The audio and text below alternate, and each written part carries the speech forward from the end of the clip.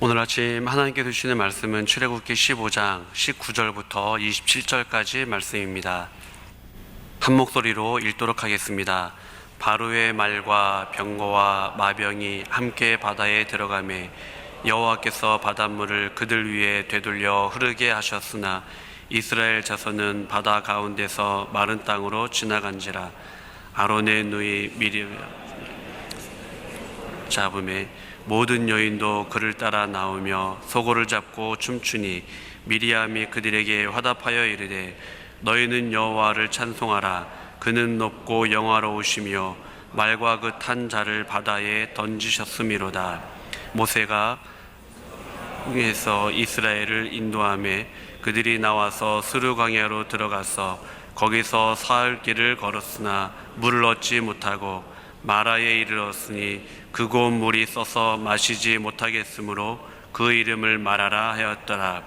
모세에게 원망하여 이르되 우리가 무엇을 마실까 하매 모세가 여호와께 부르짖었더니 여호와께서 그에게 한 나무를 가리키시니 그가 물에 던지니 물이 달게 되었더라. 거기서 여호와께서 그들을 위하여 법도와 율례를 정하시고 그들을 시험하실세 이르시되 너희가 너희 하나님 나 여호와의 말을 들어 순종하고 내가 보기에 의를 행하며 내 계명에 귀를 기울이며 내 모든 규례를 지키면 내가 애굽 사람에게 내린 모든 질병 중 하나도 너희에게 내리지 아니하리니 나는 너희를 치료하는 여호와임이라. 그들이 엘림에 이르니 거기에 물샘 열둘과 종려나무 이른 나무가 있는지라. 거기서 그들이 그물 곁에 장막을 치니라. 아멘.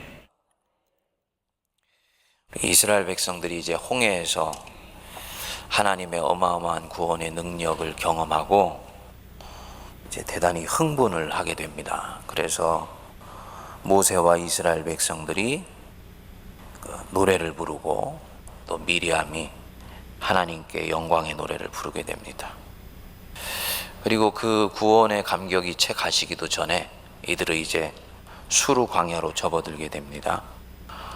방금 전에 받았던 놀라운 은혜를 묵상하고 만끽하고 있을 삶의 여유가 그들에게는 없는 것입니다. 어쨌든 전진해야 되기 때문입니다. 여러분, 우리가 한번 22절을 한번 볼까요? 거기 보시면 모세가 홍해에서 이스라엘을 인도하매 그들이 나와서 수루 광야로 들어가서 거기서 사흘 길을 걸었으나 물을 얻지 못하고 홍해에서 이스라엘을 인도하매 그들이 그 홍해로부터 나와서 수루 광야로 들어갔다. 지금 이 이스라엘 백성들이 갖는 신앙의 단계가 달라진 것을 지금 성경이 말씀하는 것입니다. 홍해, 하나님의 위대하신 사랑 속에서 흠뻑 젖어 들어가고 하나님의 은혜를 마음껏 경험했던 곳입니다. 그게 홍해입니다. 그곳을 이제 벗어나서 수루 광야로 들어갔다. 무대가 달라진 거죠. 애굽에서 광야로 옮겨진 것이고 바로의 손길에서 광야의 손길로 이 사람의 신앙의 여정이 옮겨지게 된 거예요.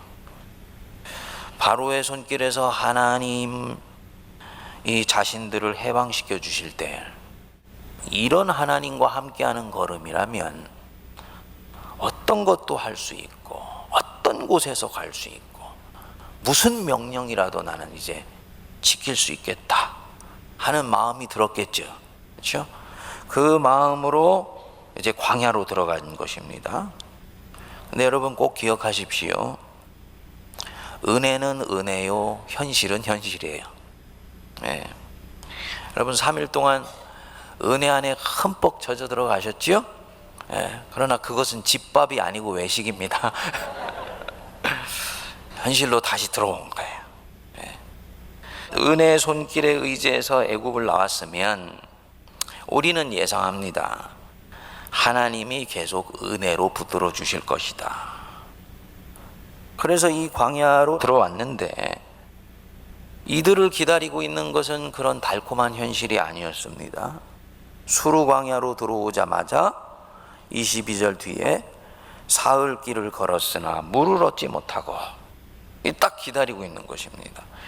애굽에서와는 전혀 다른 새로운 현실이 기다리고 있는 것입니다.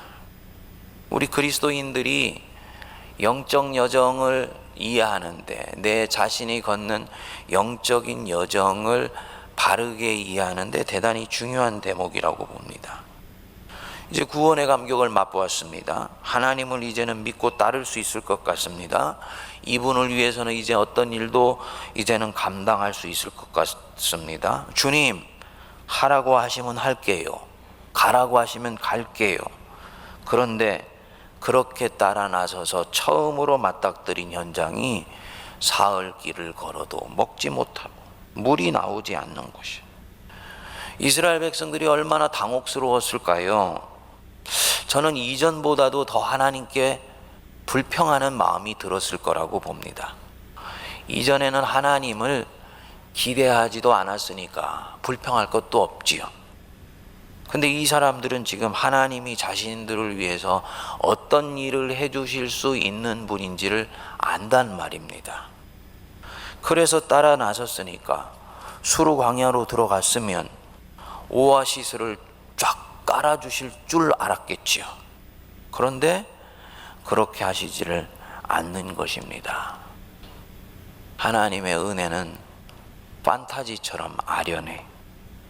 걸어도 물을 찾지 못합니다. 얼마나 실망이 컸을지 넉넉히 예상할 수 있습니다. 그리고 나서 마라라는 물에 왔는데 물이다 하고 쫓아가서 마시려고 해보니까 물이 어땠다 그랬습니까? 쓴 거예요. 써서 마실 수가 없는 물인 것입니다. 얼마나 속이 상했을까요? 그러니까 24절 뒷부분에 보면은 모세에게 원망했다. 이 출애굽기에서 민수기에 백성들이 이제 이 모세에게 원망하는 장면이 수도 없이 많이 나오는데요. 모세에게 원망하는 것은 곧 하나님께 간접적으로 투사해서 원망하는 것으로 여러분 들으시면 됩니다. 왜냐하면 이스라엘 백성들은 알아요. 저 모세가 하나님이 우리에게 보내준 사람이라는 것을 압니다. 그러니까 이스라엘 백성에게 있어서는 하나님과 모세는 분리되는 존재가 아닙니다. 그러니까 모세에게 원망했다는 얘기는 하나님께 간접적으로 원망하고 속상하는 마음을 가졌다는 것입니다. 그런데 이 본격적인 신앙의 첫걸음에서 경험하는 이 현실을 보고 성경은 뭐라고 말씀하시느냐? 25절 우리 같이 한번 읽어보겠습니다. 모세가 여호와께 부르짖었더니 여호와께서 그에게 한 나무를 가리키시니 그가 물에 던지니 물이 달게 되었더라. 거기서 여호와께서 그들을 위하여 법도와 율례를 정하시고 그들을 시험하실세. 뭐 했다고요? 그들을 뭐 했다고요? 시험이에요. 테스트. 성경에서 하나님이 아브라함의 믿음을 시험하실 때 빼고는 처음으로 하나님이 자신이 택한 공동체나 사람을 시험하시는 대목이라고 여기에 나옵니다. 시험입니다. 이들의 믿음이 어떠한지를 달아보시는 것입니다. 주님 보실 때는 이제는 그만하면 믿음이 들어갈 때가 됐다 생각하시니까 시험하시는 거예요. 여러분들이라면 이 대목에서 어떻게 반응하시겠습니까? 하나님의 은혜를 받았습니다. 내 인생에서 뭔가 내가 새로운 전기를 만들 만한 중요한 결심을 이제 하게 되었습니다. 오랫동안 나를 괴롭혀왔던 문제가 해결될 수 있는 방향을 찾게 된 것 같아요. 아, 이렇게 하면 이제 살겠구나. 길을 찾았다는 느낌이 들었습니다. 지난 3일 동안의 집회 가운데서 자기 삶의 문제를 해결할 수 있을 것 같은 확신 속에서 뭔가 다부진 결심을 하게 되신 분들도 있을 것입니다. 그리고 이제는 하나님의 인도하심을 본격적으로 따라 나서려고 하는 거예요. 여러분들이 믿음을 걸고 무엇인가를 결심하게 된 순간, 여러분 꼭 기억합시오. 여러분들은 믿음의 새로운 단계로 접어 들어가게 됩니다. 환경과 상관없는 것입니다. 애굽에서의 이스라엘과 홍해에서의 이스라엘과 광야에서의 이스라엘이 달라진 것이 무엇이냐? 환경이 달라진 것이 아니에요. 환경이 달라졌지만 그들이 환경을 대하는 마음가짐은 그대로라면 이들의 문제는 그 자리에 그대로 있는 것입니다. 무엇이 실제로 달라졌냐면요, 믿음이 달라졌어요. 상황을 보는 눈이 달라졌습니다. 여호와를 신뢰하는 마음이 달라졌습니다. 당연히 그 사이사이에는 이들의 믿음에 대한 새로운 결단이 있고 의지가 있고 각오가 있고 결심이 있는 것입니다. 그러니까 내가 무엇인가를 결심했다는 것은 쉽게 얘기하면 단계가 새로운 믿음의 단계로 들어가는 초입에 섰다는 얘기죠. 그런데 그 결심을 가지고 현실로 들어오면요, 수루광야예요. 수루광야. 사흘길을 걸었으나 물을 얻지 못하는 현실은 여전합니다. 오히려 이제부터 원수가 여러분들의 마음속에 그 결심이 그대로 서가지 못하도록 이런저런 가라지를 뿌리기 시작할 수도 있습니다. 어떻게 하시겠습니까? 이스라엘 백성처럼 원망하면서 낙심하시겠어요? 아니면 더 열심히 기도하시겠어요? 푸념하시겠습니까? 하나님을 신뢰하기에 믿음 위에 견고히 서서 그 사흘 길을 믿음으로 뚜벅뚜벅 걸어가시겠습니까? 성경은 거듭 얘기하지요. 이것이 뭐라고요? 시험이다. 시험이다.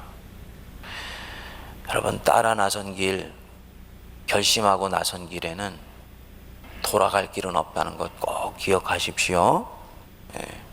포기하지 아니하고 낙심하지 아니하면 하나님께서 반드시 그 걸음 인도해 가십니다. 그리고 광야는 지나가게 되어 있어요. 엘림에 이제 물이 나오지요.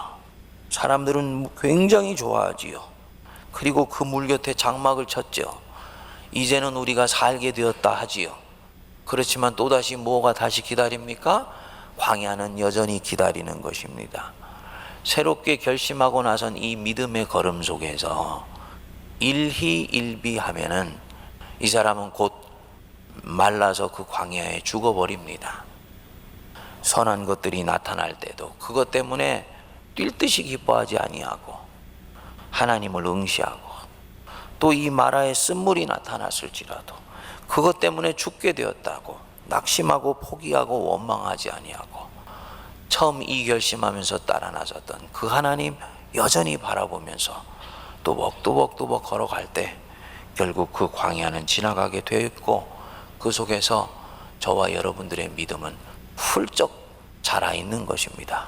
바로 그때 그 사람, 여호와를 경배하는 백성이요 하나님의 말씀을 신실히 준행할 수 있는 주의 사람으로 자라 있게 될 것입니다. 기도하겠습니다.